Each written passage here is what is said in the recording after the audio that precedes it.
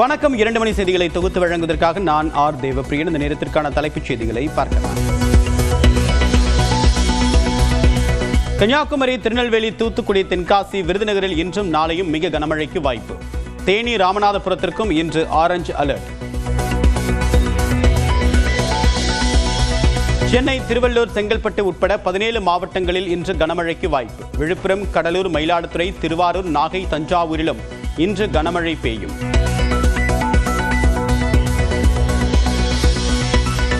தீபாவளி நாளான அக்டோபர் 20 கோவை, நீலகிரி, தேனி, தென்காசியில் கனமழைக்கு வாய்ப்பு.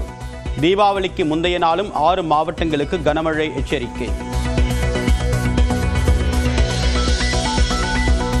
தமிழ்நாட்டில் தொடங்கியது வடகிழக்கு பருவமழை. ஒரு நாள் முன்கூட்டியே தொடங்கியிருப்பதாக வானிலை ஆய்வு மையம் தகவல்.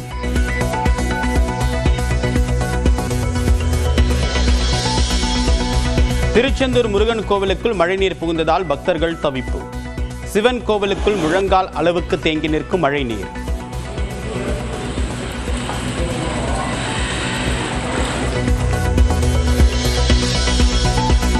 தூத்துக்குடியில் பெய்த கனமழையால் வீடுகளுக்குள் புகுந்த மழைநீர். அரசு மருத்துவமனைக்குள் புகுந்த மழைநீரால் நோயாளிகள் அவதி.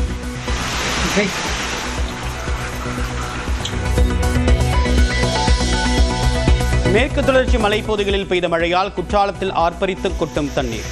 பாதுகாப்பு கருதி அருவிகளில் குளிக்க சுற்றுலா பயணிகளுக்கு தடை.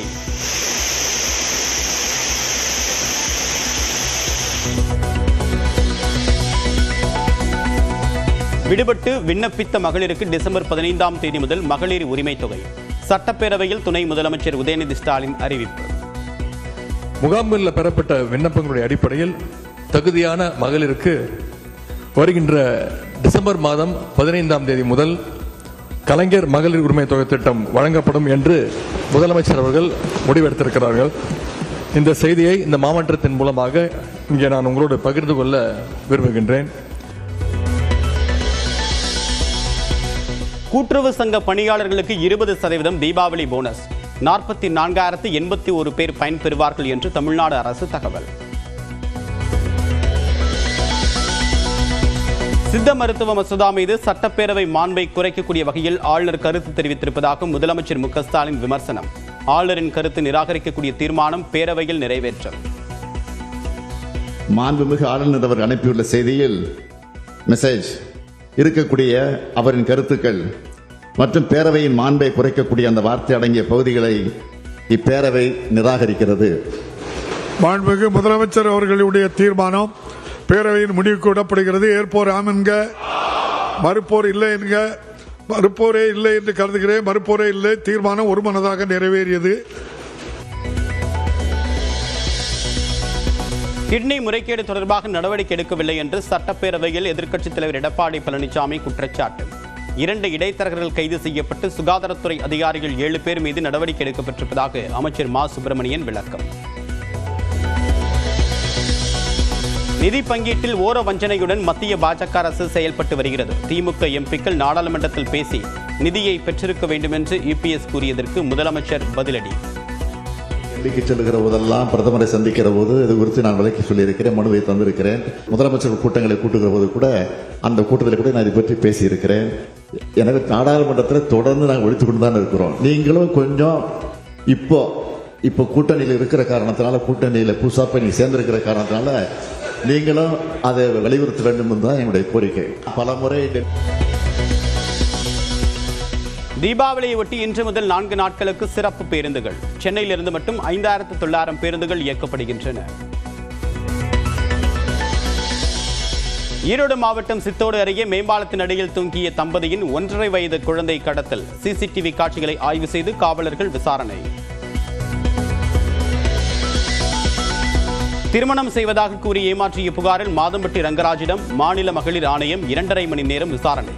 புகார் அளித்த ஜாய் கிறிசில்டாவும் ஆஜராகி வாக்குமூலம்.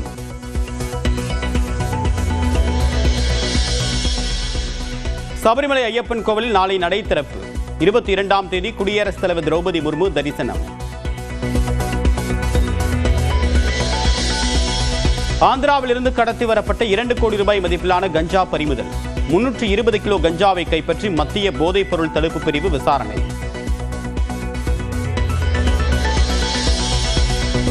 ட்ரம்ப் எச்சரிக்கையை மீறி ரஷ்யாவிடம் இந்தியா கச்சா எண்ணெய் பெறுவதாக பிரதமர் கூறுவாரா என்று ராகுல் காந்தி கேள்வி.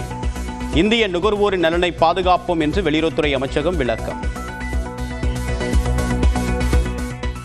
வணக்கம். 2 மணி செய்திகளை தொகுத்து வழங்குவதற்காக நான் ஆர் தேவப்பிரியன். இந்த நேரத்திற்கான தலைப்புச் செய்திகளை பார்க்கலாம்.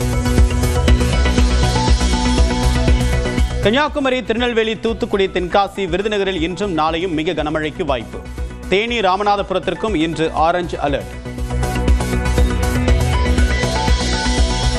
சென்னை, திருவள்ளூர், செங்கல்பட்டு உட்பட 17 மாவட்டங்களில் இன்று கனமழைக்கு வாய்ப்பு. விழுப்புரம், கடலூர், மயிலாடுதுறை, திருவாரூர், நாகை, தஞ்சாவூரிலும் இன்று கனமழை பெய்யும்.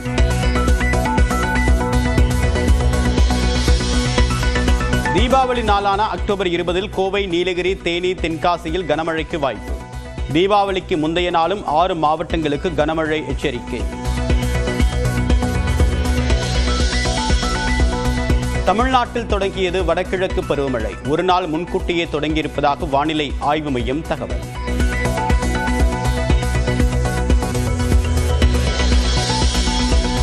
திருச்செந்தூர் முருகன் கோவிலுக்குள் மழைநீர் புகுந்ததால் பக்தர்கள் தவிப்பு. சிவன் கோவிலுக்குள் முழங்கால் அளவுக்கு தேங்கி நிற்கும் மழைநீர்.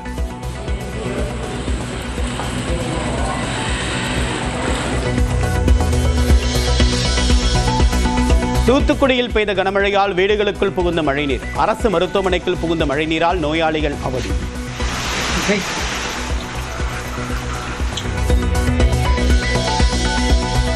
மேற்கு தொடர்ச்சி மலைப்பகுதிகளில் பெய்த மழையால் குற்றாலத்தில் ஆர்ப்பரித்து கொட்டும் தண்ணீர். பாதுகாப்பு கருதி அருவிகளில் குளிக்க சுற்றுலா பயணிகளுக்கு தடை.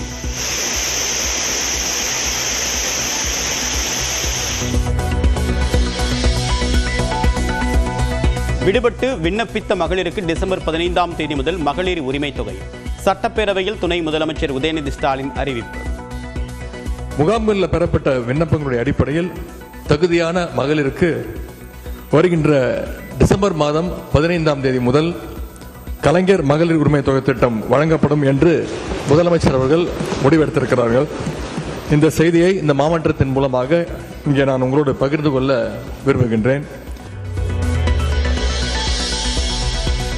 கூட்டுறவு சங்க பணியாளர்களுக்கு 20% தீபாவளி போனஸ். 44,081 பேர் பயன்பெறுவார்கள் என்று தமிழ்நாடு அரசு தகவல். சித்த மருத்துவ மசோதா மீது சட்டப்பேரவை மாண்பை குறைக்கக்கூடிய வகையில் ஆளுநர் கருத்து தெரிவித்திருப்பதாக முதலமைச்சர் மு க ஸ்டாலின் விமர்சனம். ஆளுநரின் கருத்து நிராகரிக்கக்கூடிய தீர்மானம் பேரவையில் நிறைவேற்றம்.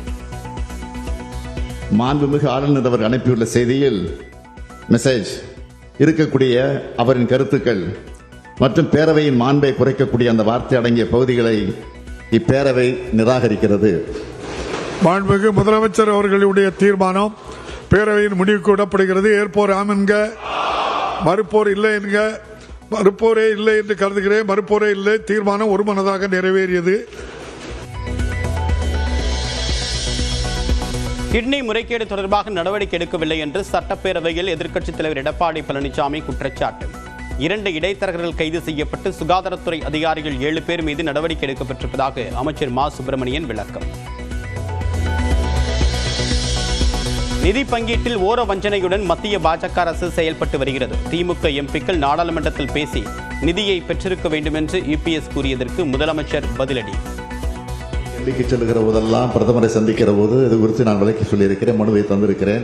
முதலமைச்சர் கூட்டங்களை கூட்டுகிற போது கூட அந்த கூட்டத்தில் கூட நான் இதை பற்றி பேசியிருக்கிறேன். எனவே நாடாளுமன்றத்தில் தொடர்ந்து நாங்கள் ஒழித்துக் கொண்டு தான் இருக்கிறோம். நீங்களும் கொஞ்சம் இப்போ கூட்டணியில் இருக்கிற காரணத்தினால, கூட்டணியில் புதுசாக நீங்க சேர்ந்திருக்கிற காரணத்தினால நீங்களும் அதை வலியுறுத்த வேண்டும் என்றுதான் என்னுடைய கோரிக்கை. பல முறை தீபாவளியை ஒட்டி இன்று முதல் 4 நாட்களுக்கு சிறப்பு பேருந்துகள். சென்னையிலிருந்து மட்டும் 5,900 பேருந்துகள் இயக்கப்படுகின்றன. ஈரோடு மாவட்டம் சித்தோடு அருகே மேம்பாலத்தின் அடியில் தூங்கிய தம்பதியின் 1.5 வயது குழந்தை கடத்தல். சிசிடிவி காட்சிகளை ஆய்வு செய்து காவலர்கள் விசாரணை. திருமணம் செய்வதாக கூறி ஏமாற்றிய புகாரில் மாதம்பட்டி ரங்கராஜிடம் மாநில மகளிர் ஆணையம் 2.5 மணி நேரம் விசாரணை. புகார் அளித்த ஜாய் கிறிசில்டாவும் ஆஜராகி வாக்குமூலம்.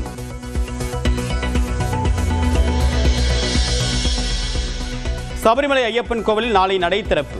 22ஆம் தேதி குடியரசுத் தலைவர் திரௌபதி முர்மு தரிசனம். ஆந்திராவிலிருந்து கடத்தி வரப்பட்ட 2 கோடி ரூபாய் மதிப்பிலான கஞ்சா பறிமுதல்.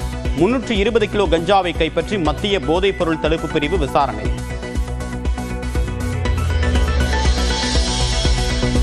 ட்ரம்ப் எச்சரிக்கையை மீறி ரஷ்யாவிடம் இந்தியா கச்சா எண்ணெய் பெறுவதாக பிரதமர் கூறுவாரா என்று ராகுல் காந்தி கேள்வி. இந்திய நுகர்வோரின் நலனை பாதுகாப்போம் என்று வெளியுறவுத்துறை அமைச்சகம் விளக்கம்.